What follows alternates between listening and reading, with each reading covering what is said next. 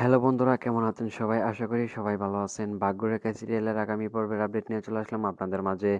বিস্তারিত জানতে ভিডিওটি একটি লাইক দিয়ে সম্পূর্ণ দেখতে থাকুন। আপনারা দেখতে পারবেন কোর্টকে শ্রদ্ধা এবং অভয়কে ভালোবেসে থাকেন, তাহলে অবশ্যই ভিডিওটি লাইক দিয়ে চ্যানেলটি সাবস্ক্রাইব করবেন। এবং আপনি যদি সাবস্ক্রাইব করেন তাহলে কিন্তু প্রতিনিয়তই আপনার জন্য ভিডিও আপলোড করে থাকি। সোনিয়া অভয়ের রুমে ঢোকার জন্য প্রস্তুত হয় এবং রুমে প্রবেশ করতে এবং শ্রদ্ধা সোনিয়াকে বলবে, দাঁড়াও সোনিয়া। শ্রদ্ধার কথা শুনে সোনিয়া দাঁড়িয়ে যাবে। তারপর সোনিয়া শ্রদ্ধাকে বলবে, শ্রদ্ধা, আমার অনেক ভয় করতেছে। তাদের ভয়ঙ্কর কথা আমার মুখে শুনে সামনে এসে বারবার বাজতেছে। এরপর শ্রদ্ধা সোনিয়াকে বলবে, সোনিয়া, তোমার পুরো বিষয়টা আমি বুঝতে পারছি। তবে তুমি আজকে থেকে আতির কাছে শুবে। আমি তোমার পুরোপুরি খেয়াল রাখবো। আতির কাছে শেয়ার করবে কথা শুনে সোনিয়ার মনটি খারাপ হয়ে যাবে। তারপর শ্রদ্ধা সোনিয়াকে বলবে, তাহলে সোনিয়া, তুমি কি যাও, শুয়ে পড়ো আরতির কাছে। আরতি তখন সেই কথা শুনে খুবই অবাক হয়ে যায়। তারপর সে বলে যে, সোনিয়া, তোমার সে অনেক খেয়াল রাখবে, তুমি তার কাছে শুয়ে পড়ো।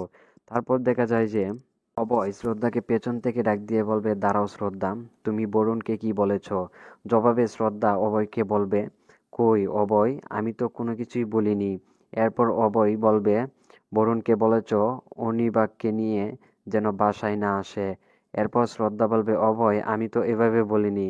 বরুণের সঙ্গে তো আর্নিবাবের দেখার কোনো কীর্তি অনেকটাই হার্ড হচ্ছে, সে কষ্ট পাচ্ছে। এ কারণে হয়তো বরুণকে বলেছে, তুমি কীর্তির সামনে অনিবানকে নিয়ে এসো না। এরপর অভয় শ্রদ্ধাকে বলবে, তোমার এই ভুলের কারণে তোমার ছোটকালের ফ্রেন্ডশিপ নষ্ট করতে পারি না। আমি তো তোমার বোনের যদি এতই সমস্যা হয় তাহলে তোমার বোনকে আলাদা থাকতে বলো। একথা বলে অভয় সেখান থেকে চলে যাবে। অথবা শ্রদ্ধা ভাবতে থাকবে। একদিন ওদিকে অভিনয় করে চিন্তা করে বলতে থাকে। সোনিয়া চিন্তা দূর করে ফেলে বলবে, সেই। তারপর দেখা যায় যে পরের দিন সকালে আরতি কলেজে যাওয়ার জন্য রেডি হয়ে পড়েছে। এতপর আরতির মা আরতিকে বলবে, তুমি এখানে বসে আছো কেন? এখানে কলেজে যাবার আরতি মাকে বলবে, মা, আমি সোনিয়ার জন্য বসে আছি, কিছুক্ষণ পর চলে যাব সোনিয়াকে নিয়ে। এবং সে বলে সোনিয়া চলে আসবে।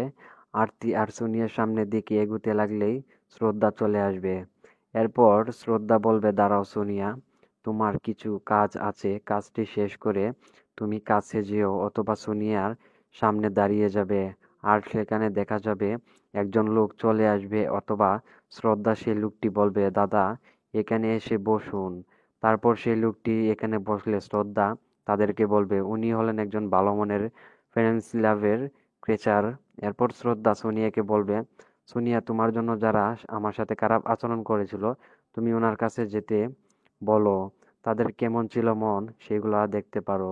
শ্রদ্ধার এমন কথা শুনে খুবই অবাক হয়ে যায়। সোনিয়া অনেকটাই ঘাবড়িয়ে যায়। তারপর দেখা যায় যে পিসিমা বলে ওঠে, শ্রদ্ধা, তুমি একবার ঠিক কাজ করেছো, যারা এই ধরনের কাজ করেছে। তো বন্ধুরা, এই ছিল আজকের ভিডিওটি ভালো লাগলে আমাদের ইউটিউব চ্যানেলটি সাবস্ক্রাইব করুন। Thank you so much.